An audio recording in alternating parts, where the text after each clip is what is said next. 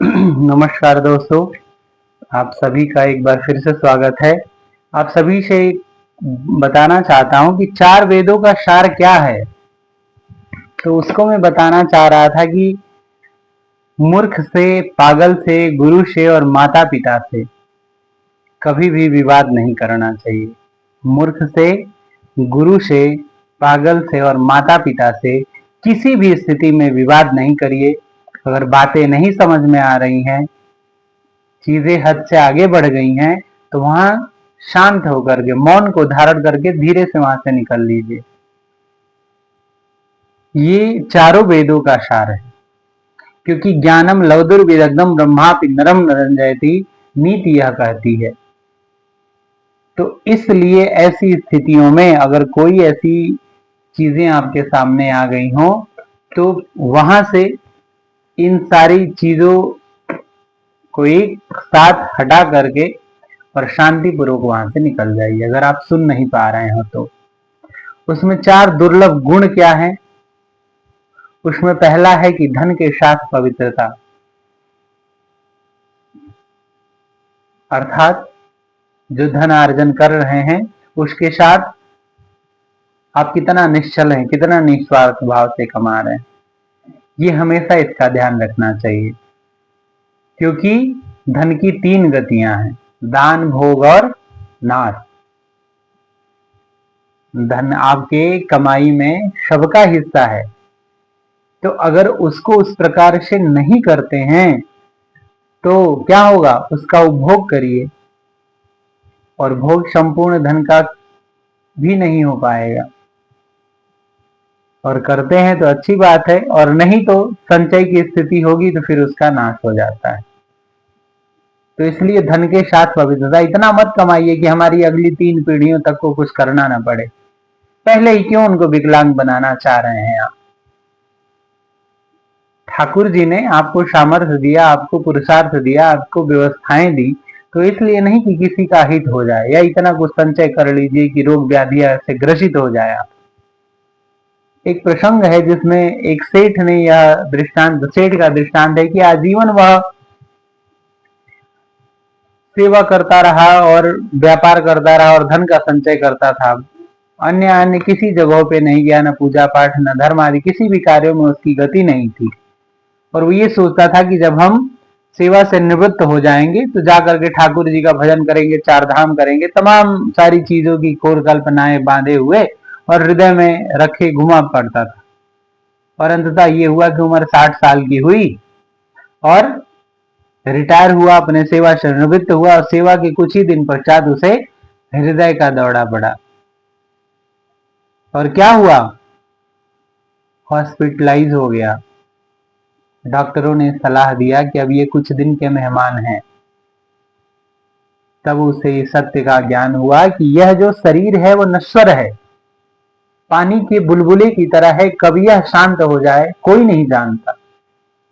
तो आखिर हम क्यों ऐसे दुष्कर्म, क्यों इतना पाप कर रहे हैं, क्यों इतना कमाना चाह रहे हैं कि किसी और को मेहनत करना ही न पड़े? सबका अपना भाग्य, सबका अपना पुरुषार्थ है। आपके घर में आपके साथ वही जुड़ता है जिसका आपके साथ पूर्व जन्म का कोई संबंध हो, वरना हम क्यों नहीं आपके घर में चले जाते? इस चराचर जगत में अगर किसी का किसी से संबंध है तो यकीन मानिए कि पूर्व जन्म में उसका किसी न किसी प्रकार से ऋण रहा होगा। उसके उस ऋण को पूरा करने के लिए हमारा इस जन्म में उनके साथ संबंध बनता है, चाहे पुत्र का हो, पिता का हो, भाई का हो, बहन का हो, किसी भी प्रकार का हो। और वह अगर किसी भी प्रकार से आपसे ऋण हो रहा है तो उसे पूर्ण सहयोग करना चाहिए।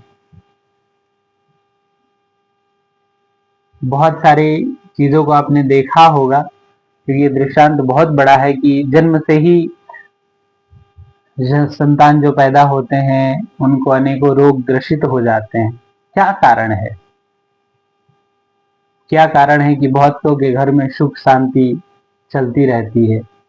और क्या कारण है कि जो पापी हैं, दुराचारी हैं, अपराधी हैं, उनके घर में बहुत सारे धन रहते हैं, सब कुछ कुशल पूर्वक चल रहा होता है। नहीं, ये हमारा भ्रम है, हमें पता नहीं, हमें ज्ञान नहीं है। इसलिए जब भी हम उनके पास नजदीक जाकर के देखते हैं तो उनके सच्चाई का पता चलता है।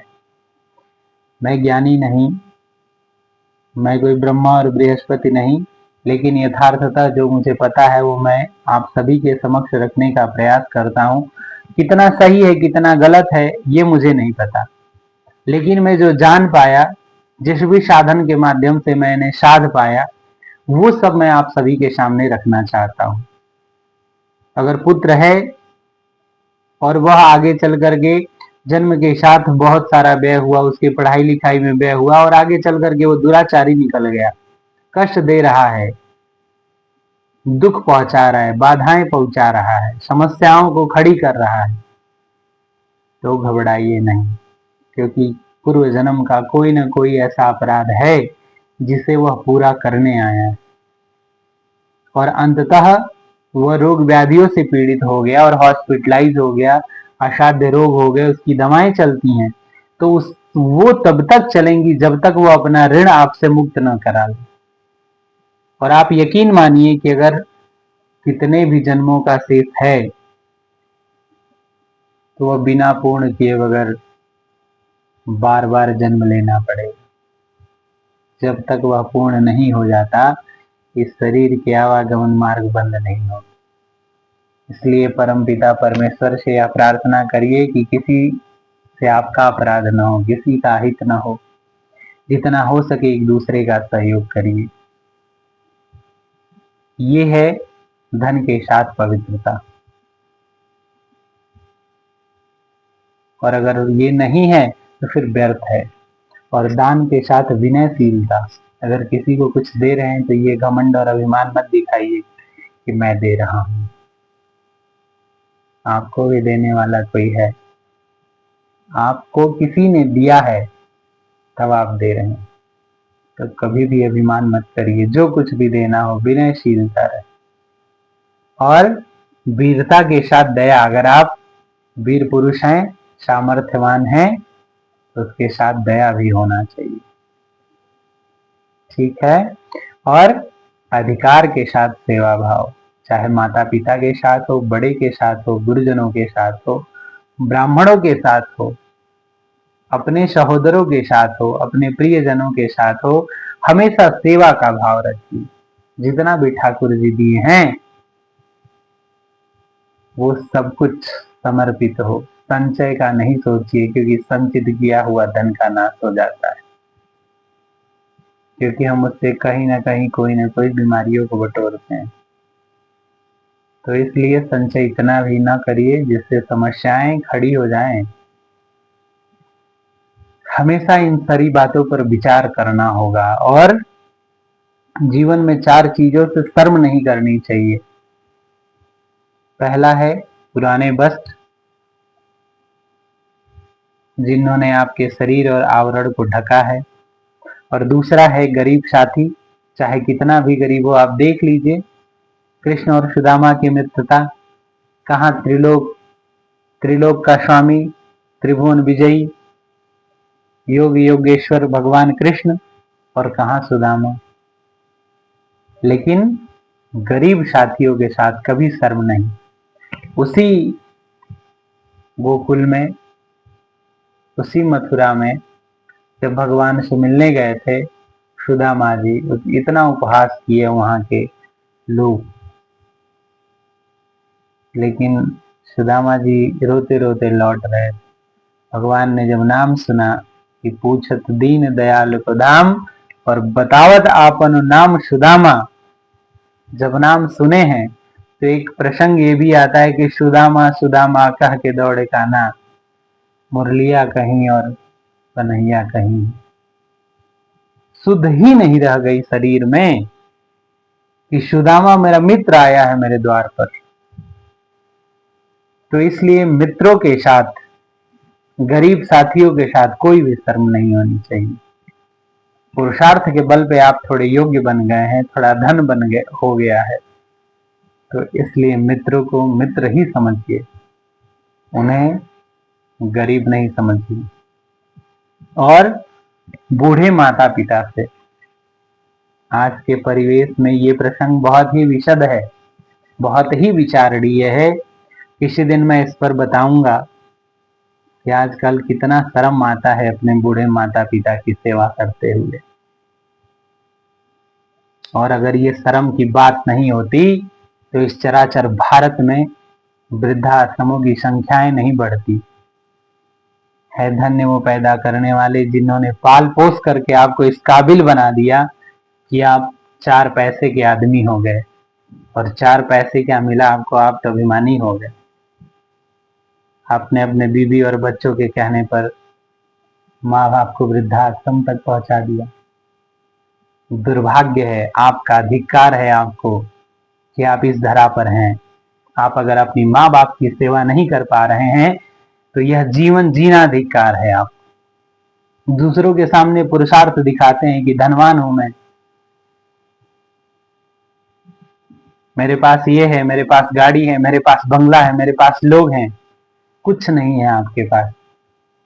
यकीन मानिए, जिस दिन माँ बाप का साया आपके सर से उठ जाता है, स्त्री का निवास उस घर से भी उठ जाता है और दरिद्रता को प्राप्त होंगे आप। माँ बाप की सेवा से जो वंचित होते हैं उनका ऐसा ही भाग्य होता है। और आप ये क्यों भूल जाते हैं कि आपने जिन माँ बाप को वृद्धाश्रम पहुंचा दिया, आपका जो संतान है आपकी सेवा करेगा? भ्रम में जी रहे हैं, व्यर्थ व्यर्थ का यह चिंतन है। क्योंकि जो मार्ग आपने खोला है उस मार्ग पे आपको एक न एक दिन स्वयं चलना होगा। क्योंकि बोया बीज बबूल का तो आम कहां से होए। अगर बबूल के पेड़ लगा रहे हैं तो आम खाने की उम्मीद छोड़ दीजिए आज के परिवेश में। और अगर ऐसा सोच रहे हैं तो आप दिग्भ्रमित हैं। आपको किसी संत की शरणागति की जरूरत है। इसलिए इस चराचर जगत में जितने माता पिताएं ऐसे कष्टों को झेल रहे हैं उनको मैं बार बार प्रणाम करता हूं। और उनके पैदा करने वाले उन पुत्रों को भी मैं बार बार प्रणाम करता हूं कि आप धन्य हैं कि जिसने आपको पैदा किया, जिसने आपको पाल पोष के बड़ा किया, जिसने आपको बनाने में अपना तृण तृण लगा दिया, अपना खून पसीना एक कर दिया। वो माँ कितना कष्ट सही होगी 9 महीने। आज आपको अपने अपने पत्नी की चिंता होती है, अपने पुत्र की चिंता होती है, लेकिन जिसने जन्म दिया, जिसने इस धरती पर लाया है आपको, उसका चिंता नहीं करते, उसका चिंतन नहीं करते। शर्म नहीं आती आपको कि आप अपने माँ बापों को ले जाकर के वृद्धाश्रम में छोड़ आते हैं किसके सहारे? तो इसलिए ये बहुत ही विशद विषय है। तो बूढ़े माँ बाप से किसी भी प्रकार का कोई भी शर्म नहीं होना चाहिए। और वो मेरे लिए शर्मिंदगी नहीं, मेरे स्वाभिमान का विषय है। मेरे लिए मेरे स्वाभिमान है कि उन्होंने मुझे इस योग्य बनाया है। उनके आशीर्वाद और प्रताप से मैं ऐसा बना हूं। बहुत दिनों बाद मुझे मेरे माँ के साथ रहने का सौभाग्य मिला। मैं आप सबको बता ही नहीं सकता कि कैसा अनुभव होता है। माँ का जो प्यार है, माँ का जो स्नेह है, माँ की जो शीतलता है, माँ की जो छाया है, उसे पा करके मैं कितना सौभाग्यशाली खुद को समझता हूँ, ये मैं ही जानता हूँ। इसमें कोई अतिशयोक्ति नहीं है। माँ माँ है। माँ 1000 अपराधों को क्षमा कर देती है। खुद बिना खाए पुत्र को खिला के सोती है। बचपन में जब बिस्तर गीले हो जाते हैं तो खुद गीले में करके आपको सूखे में सुलाती है। वो माँ है। शरीर में रोग व्याधि हो लेकिन बच्चा अगर भूखा है तो कितनी भी पीड़ित अवस्था में हो वो बच्चे को पहले दूध का पान कराती है। सब कुछ भूल गए। जो यह भूल गया वह अपने लिए विनाश का पथ निश्चित कर लिया है। इसलिए अभी से ही जागिए। समय है, समय से जग जाएंगे तो सबके लिए अच्छा होगा। तो माता पिता शर्म नहीं, स्वाभिमान की बात है। अगर आपके साथ हैं तो आप बहुत बड़े, इस दुनिया में सबसे बड़े सौभाग्यशाली हैं, क्योंकि बहुतों को तो उनकी छत्र छाया ही नहीं नसीब है। इसलिए मैं अपने माता पिता को सत सत प्रणाम करता हूँ। और चौथी चीज है शादे रहन सहन में रहना। इससे भी शर्म नहीं आनी चाहिए। चार पैसे क्या हुए, लोग हवाई जहाज और ऊंची उड़ानों की बात करने लगते हैं। उनको यहाँ तक नहीं पता कि इस धरा पर अगर आप निकलिए तो उस कुएं के मेढक की भांति हैं आप। आपसे न जाने कितने लाखों करोड़ों लोग ऊपर हैं। तो इसलिए कभी भी अभिमान में मत रहिए, किसी भी घमंड, किसी भी दंभ में मत रहिए कि आप हैं सो आप ही हैं। नहीं, भ्रम है आप। सच्ची संगति नहीं है, धर्म का साधन नहीं कर रहे हैं आप, भगवान की भक्ति नहीं कर रहे हैं, इसलिए ये अभिमान हो रहा है। क्योंकि इस धरा पर, इस धरा को जो रचा है वो मायापति आपसे ऊपर न जाने कितनों को बना के भेजा है। तो आप किसको दिखा रहे हैं? अपने साथियों को, सगे संबंधियों को, पड़ोसियों को? इन्हीं को ना दिखा पाएंगे, इनसे ऊपर किसको दिखाएंगे? तो ये सारी देखने दिखावे की बातें एकदम साइड हटा करके सादा जीवन, उच्च विचार रखिए, सबसे मिल मिला के रहिए। क्योंकि 4 दिन का जीवन है, 5वें दिन का भरोसा नहीं। कभी यह माटी का ढेला माटी में मिल जाए कोई नहीं जानता। इसलिए मेरे प्यारों, जितना भी समय मिले आनंद पूर्वक जी लीजिए। काम, क्रोध, लोभ, मोह, मद, मात्सर्य का परित्याग करिए। क्योंकि ये 6 चीजें अगर मनुष्य के शरीर में लग जाएं तो वह शरीर धीरे धीरे, दीमक जिस प्रकार लकड़ियों को चाट करके खोखला कर देता है, उस प्रकार ये हमारे शरीर में लग जाती हैं, तो इस शरीर को खोखला बना देती हैं। किस प्रकार का अहंकार में जी रहे हैं आप? सबसे बड़े धनी हो जाएं, सबसे ज्यादा धन कमा ले, सबसे ज्यादा पैसा हो, गाड़ी हो, बंगला हो, पता नहीं क्या क्या उम्मीदें लेकर के जी रहे हैं। ऐसी विसंगतियों को मत पालिए, ऐसे भ्रम की स्थितियों में मत जी लीजिए। खुद को समय दिया करिए। जिस दिन आपने खुद को समय दिया उस दिन आपको भान होगा कि मैं जो कर रहा हूँ, जिस भी प्रकार से धन का उपार्जन कर रहा हूँ, उसमें जो पाप के भागी होंगे सिर्फ आप होंगे। आपके पुण्य का हिस्सेदारी आपका पुत्र, आपकी संतान, आपकी पत्नी हो सकती है, लेकिन आपके अधर्म का अधिकारी नहीं हो सकता। तो इसलिए मेरे प्यारों,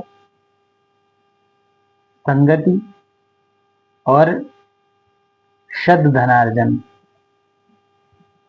हमेशा अच्छे कर्मों के द्वारा करिए, और उतना ही उपार्जित करिए जिससे चल बन जाए।